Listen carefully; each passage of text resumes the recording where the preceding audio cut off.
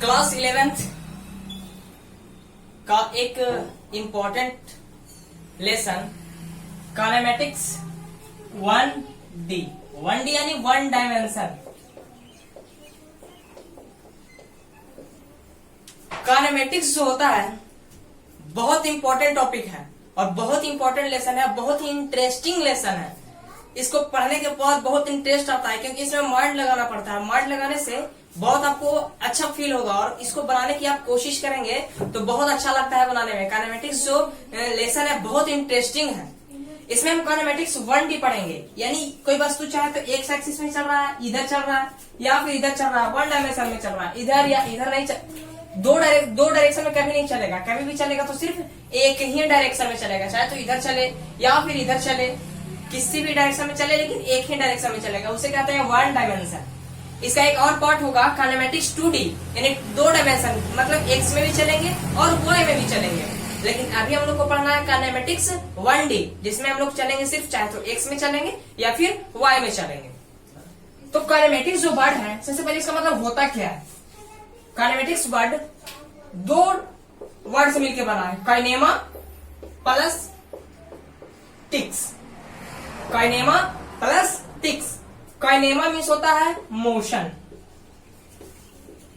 और ticks means होता है रिलेटेड टू। काइनेमा मीन्स होता है मोशन और टिक्स मीन्स होता है रिलेटेड टू, यानी मिला करके बोलेंगे रिलेटेड टू मोशन। यानी इस जो लेसन है काइनेमेटिक्स जो चैप्टर है इसमें हम लोग पढ़ेंगे मोशन के बारे में, रिलेटेड टू मोशन के बारे में। जैसे एक गाड़ी चल रही है, एक बच्चा स्कूल जा रहा है, तो क्या है वो मोशन।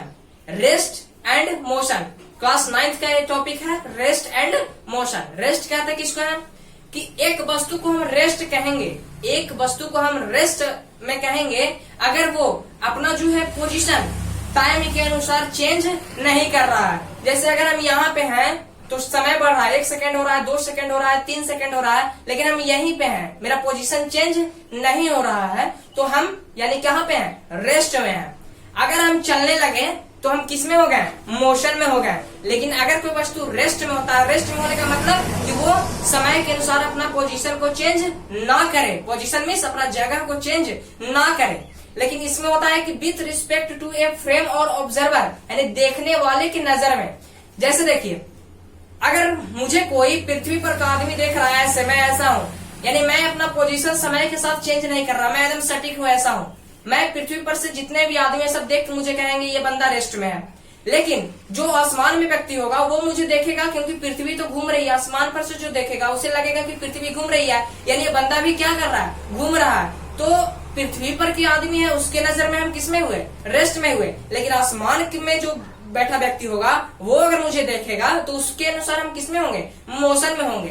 तो ये जरूरी है कि रेस्ट और मोशन बताने के लिए हम लोग एक ऑब्जर्वर को लेते हैं जो हम लोग को देख रहा है, किसके नजर में हम लोग पूछते हैं। ठीक है, जैसे आपके नजर में हम रेस्ट में हैं अभी, लेकिन ऊपर वाले की नजर में हम कहाँ पे हैं, मोशन में हैं। ठीक है, तो रेस्ट उसको कहते हैं जो समय के अनुसार अपना क्या बोलते हैं, समय के अनुसार अपने पोजीशन को चेंज नहीं करता, जहाँ है वही है। जैसे मेज पर रखा हुआ किताब, वो क्या है, वो अपने समय के अनुसार पोजीशन को चेंज नहीं कर रहा, यानी उस किसमें हो गया, रेस्ट में हो गया। ठीक है, जैसे स्कूल जा रहा हुआ बच्चा, वो समय के अनुसार चेंज हो रहा है, उसका पोजीशन चेंज हो रहा है। जैसे अभी ये यहाँ पे है तो जब चल रहा है तो वो यहाँ पे है, समय बढ़ा तो वो क्या हुआ, बढ़ गया।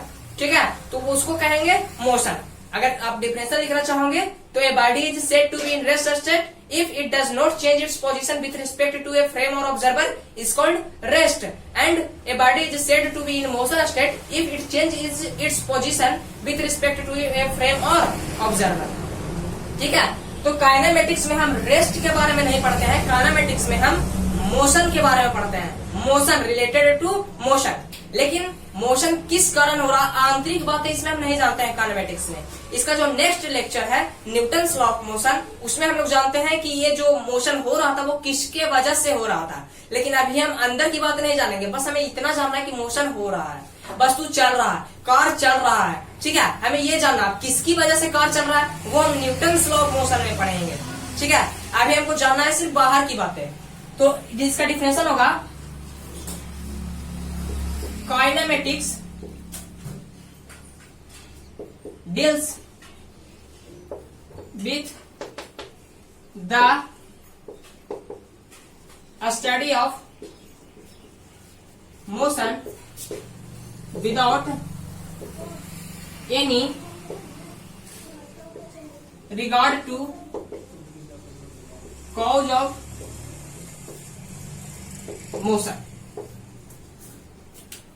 Kinematics deals with the study of motion without any regard to cause of motion. Kinematics जो होता है जिसमें हम लोग मोशन के बारे में पढ़ते हैं लेकिन उसका कारण हम लोग नहीं जानते हैं। ठीक है, तो काइनेमेटिक्स में हम सबसे पहले बताएं, काइनेमेटिक्स का डिफिनेशन बताएं, रेस्ट के बारे में बताएं जो समय के साथ अपना पोजीशन को चेंज नहीं करता है, मोशन के बारे में बताएं जो समय के अनुसार अपना पोजीशन को चेंज करता है। अब हम लोग स्टार्ट करेंगे डिस्टेंस एंड डिस्प्लेसमेंट। डिस्टेंस यानी दूरी और डिस्प्लेसमेंट यानी विस्थापन, और ये आप लोगों ने 10th क्लास में पढ़ी होगी, लेकिन इससे हमको डीपली थोड़ा सा पढ़ना है और न्यूमेरिकल्स भी हम कराते जाएंगे।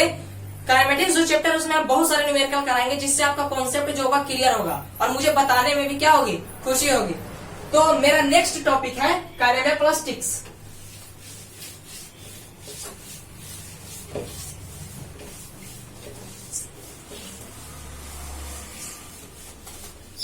सबसे पहले पढ़ेंगे हम लोग डिस्टेंस। सबसे पहले हम लोग क्या पढ़ेंगे, डिस्टेंस एंड डिस्प्लेसमेंट। देखिए डिस्टेंस जो होता है वो पहले डिफरेंशियल लिख देते हैं।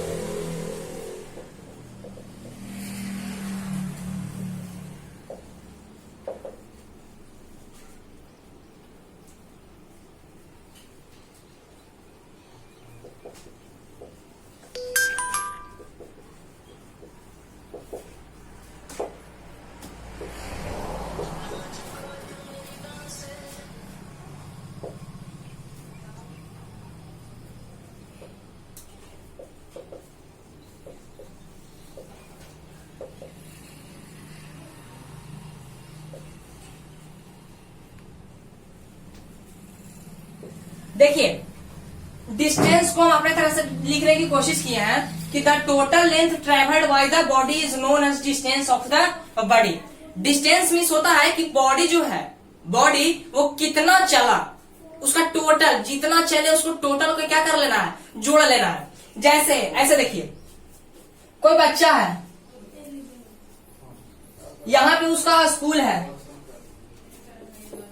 यहां पे उसका घर है, तो ये जो बॉडी है, ये जो बच्चा है, ये अपने स्कूल से कहाँ गया, घर गया, जिसको वो चला 100 मीटर चला।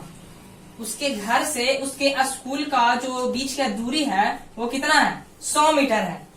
फिर वह छुट्टी हुआ, 10 बजे निकला था, 4 बजे अब यहाँ 4 बजे यहाँ पे इसका छुट्टी हो गया, 4 बजे से ये निकला तो फिर अपने घर पर आ गया ये, ठीक। फिर इसको चलना पड़ा कितना मीटर, 100 मीटर चलना पड़ा। तो इस बच्चे का डिस्टेंस कितना है, इस बच्चे का डिस्टेंस कितना, तो डिस्टेंस का मतलब होता है कि वह बच्चा टोटल कितना चला, ठीक है, वह बच्चा टोटल कितना चला, ठीक है। तो इधर 100 मीटर चला और फिर से वह रिटर्न आया तब 100 मीटर चला, तो दोनों मिला करके कितना मीटर चल दिया, वो 200 मीटर। तो ये हो गया इसका क्या, डिस्टेंस हो गया, उस बच्चे का डिस्टेंस, उस बच्चे का डिस्टेंस हो गया ये 200 मीटर, ठीक है। लिख लीजिए कि डिस्टेंस जो होता है, distance is a scalar quantity. Scalar quantity हम उस क्वांटिटी को कहते हैं जिसके पास सिर्फ मैग्नीट्यूड है, डायरेक्शन नहीं है। जैसे इस बच्चे का 200 मीटर है, ये सिर्फ मैग्नीट्यूड है कि 200 मीटर चला, डायरेक्शन बताया गया है नहीं। तो डिस्टेंस के पास सिर्फ मैग्नीट्यूड होता है, डायरेक्शन नहीं होता है। डिस्टेंस का मतलब होता है कि कोई व्यक्ति जो है कितना चला, टोटल वो कितना चला, ठीक है, डिस्टेंस, ठीक है। नेक्स्ट हम लोग पढ़ते हैं डिस्प्लेसमेंट, और डिस्प्लेसमेंट जो होता है एक वेक्टर क्वांटिटी है। डिस्प्लेसमेंट एक वेक्टर क्वांटिटी है, लिख लीजिए डिस्प्लेसमेंट में कि displacement is a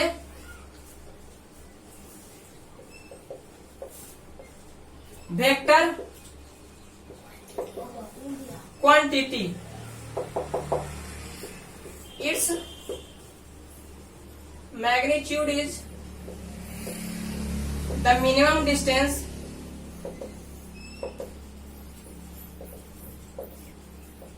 between initial and final position. The direction of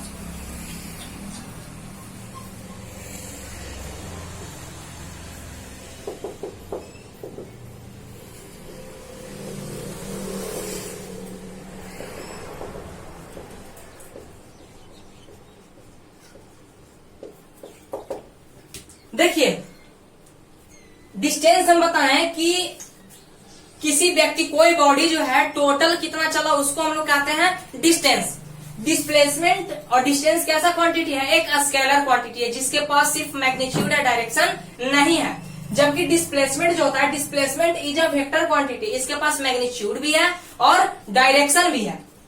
its magnitude is the minimum distance between initial and final position. Vector quantity magnitude और direction. तो magnitude कितना होता है, its magnitude is the minimum distance between initial and final position, कि वह शुरू कहां से किया और वो लास्ट कहां पे किया, वो दोनों के बीच का जो डिस्टेंस होता है वही मेरा होता है डिस्प्लेसमेंट।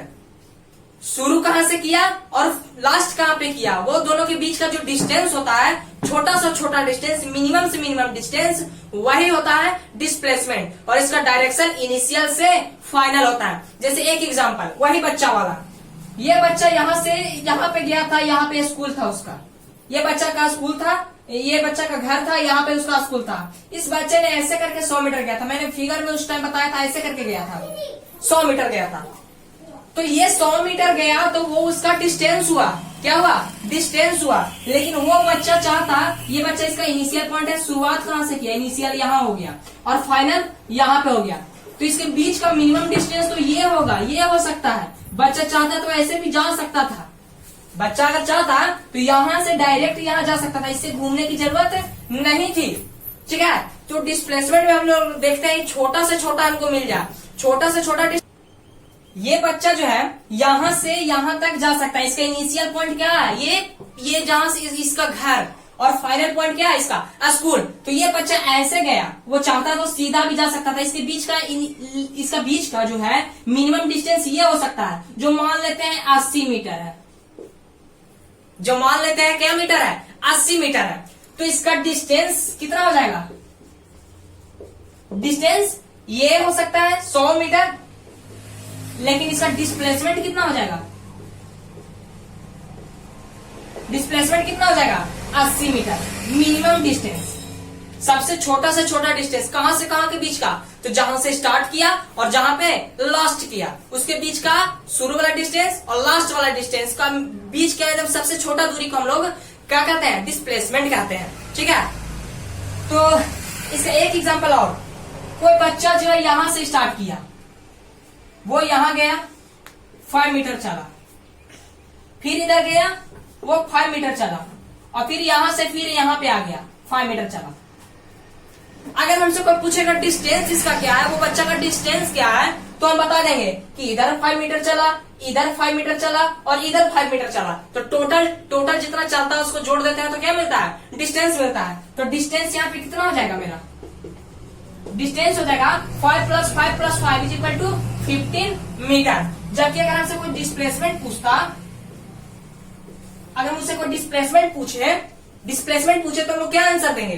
देखिए, इस बच्चे ने यहां से स्टार्ट की थी 5 मीटर, इस बच्चे ने यहां से यहां चला 5 मीटर, और फिर यहां से यहां आ गया 5 मीटर। तो इसका शुरू वाला पॉइंट और लास्ट वाला पॉइंट दोनों क्या है, सेम है। और डिस्प्लेसमेंट कहते हैं कि minimum distance between initial and final position, जहां से शुरू किया और जहां पे लास्ट किया उसके बीच का सबसे छोटा सा डिस्टेंस। तो शुरू भी यहीं से किया है और लास्ट भी यहीं पे किया, तो इसके बीच का डिस्टेंस क्या हो जाएगा, 0। यानी डिस्प्लेसमेंट इसका कितना हो जाएगा, 0, ठीक है। डिस्प्लेसमेंट कितना हो जाएगा, 0, और डिस्टेंस कितना हो जाएगा 15 मीटर, 555 यानी 15 मीटर। एक एग्जांपल और हम देते हैं, देखिए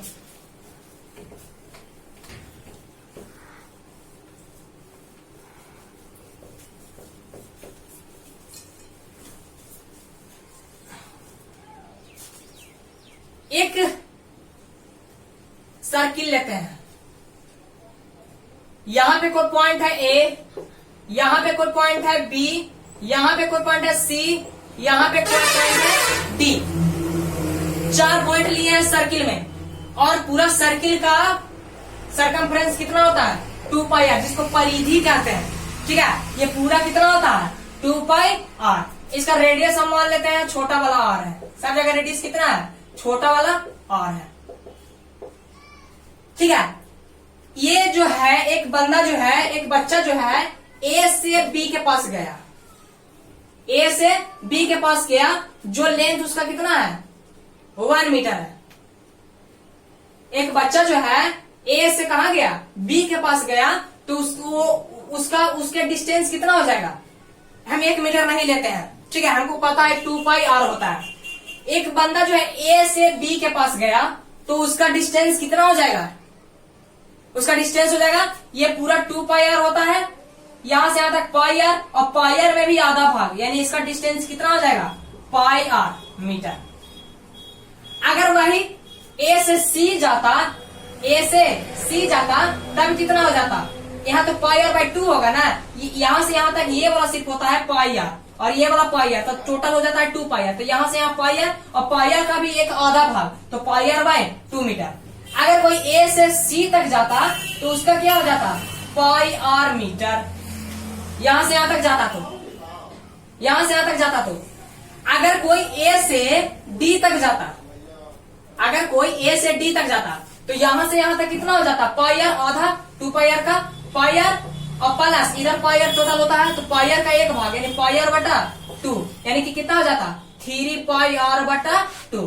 क्या हो जाता डिस्टेंस। अगर कोई टोटल चल देता, तब उसका डिस्टेंस, अगर ये ए से ए के पास आ जाता, तब उसका डिस्टेंस कितना हो जाता 2 पाई आर हो जाता। अगर हमसे इसमें डिस्प्लेसमेंट पूछ दे, क्या पूछ दे डिस्प्लेसमेंट पूछते कि ए से सी के बचाओ डिस्प्लेसमेंट क्या, तो क्या बताते हैं हम, ए से सी पास गया, तो उसका डिस्टेंस हो गया पाई आर बटा 2, और कितना पाई आर बटा 2, यानी टोटल पाई आर डिस्टेंस हो गया इसमें पाई आर। लेकिन डिस्प्लेसमेंट तो इनिशियल और फाइनल के बीच का मिनिमम डिस्टेंस होता है, यानी ए वाला डिस्टेंस, तो ये आर और ये आर, ये रेडियस दोनों जुड़ जाता है, यानी कि इसका डिस्प्लेसमेंट कहां से ए से सी तक कितना हो जाता 2 आर हो जाता। इसका डिस्प्लेसमेंट ए से सी तक क्या हो जाता 2 आर हो जाता। अब देखिए, अगर हमसे कोई पूछे कि ए से, कहां से ए से बी के बीच का डिस्प्लेसमेंट बताओ, ए से बी के पास जो गया था उसका डिस्टेंस तो पाई आर बटा 2 था, समझ में आ रहा है ना। ये पूरा 2 पाई आर है, ये पूरा 2 पाई आर है, इसको हम लोग 4 भाग में बांट दिए। तो 2 पाई आर को जब 4 भाग में बांटेंगे, तो पाई आर बटा 2, यानी ये पाई आर बटा 2, ये पाई आर बटा 2, ये पाई आर बटा 2, ये पाई आर बटा 2, सब पाई आर बटा 2, यानी यहां से यहां तक पाई आर बटा 2, पाई आर बटा 2, पाई आर बटा 2 और पाई आर बटा 2।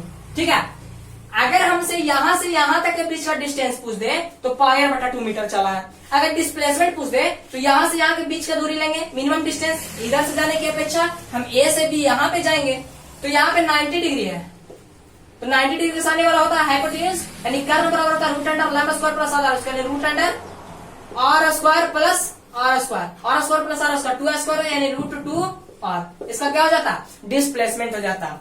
इसी तरह से अगर कोई पूछे कि ए से डी पास गया, उसका डिस्प्लेसमेंट क्या होगा। अगर कोई पूछे ए से डी गया, उसका डिस्प्लेसमेंट, ए से सी गया, उसका डिस्प्लेसमेंट, इस तरह से आपको बताना है। जैसे मान लीजिए कोई ए से डी गया, तो यही दूरी हो जाएगा आर आर यानी रूट 2 आर, यानी डिस्प्लेसमेंट यहां से यहां हो जाता है। इधर जाने की अपेक्षा हम सबसे छोटा डिस्टेंस लेंगे इनिशियल और फाइनल के बीच का।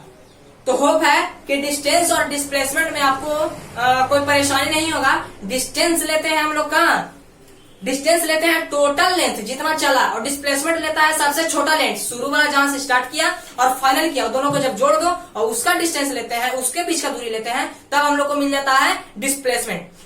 और कल हम लोग बहुत ही इंपॉर्टेंट और बहुत ही इंटरेस्टिंग टॉपिक पढ़ेंगे, और इस क्वेश्चन को कल हम फिर से रिवाइज कराएंगे जब अगर हम स्पीड और velocity, average speed, average velocity ये सब पढ़ेंगे, तो ये क्वेश्चन को हम फिर से रिपीट करेंगे और उसमें चारों को मिक्स करके पढ़ेंगे। यही क्वेश्चन रहेगा जिसमें हम डिस्टेंस भी निकालेंगे, डिस्प्लेसमेंट भी निकालेंगे, एवरेज स्पीड भी निकालेंगे, एवरेज वेलोसिटी भी निकालेंगे, सब कुछ निकालेंगे।